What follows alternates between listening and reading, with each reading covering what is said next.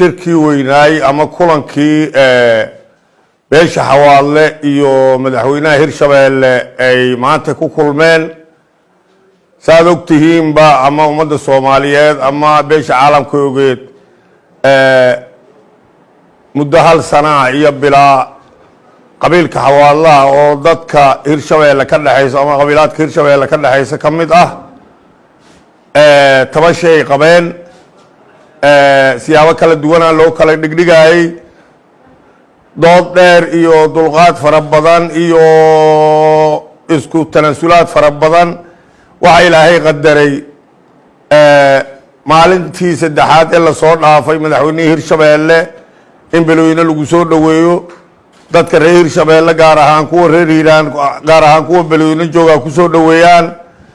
qalbi furan gacmo furan si abniya wanaagsan ay ku soo dhaweeyaan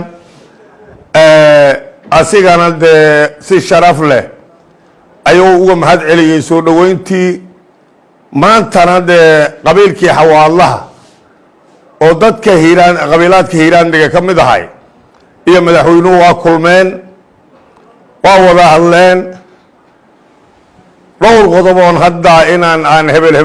habin kulligood wada macquul ahay ayay madaxweynaha ka codsadeen ayagoo ka raali gareeyay wixii halkii sano dadka xawaadlaha qofba si uu sheegayay ayagoo ka raali gareeyay kula heshiiyey qodobka koobaad wixii la soo maray in laga gudbo haddana la wada shaqeeyo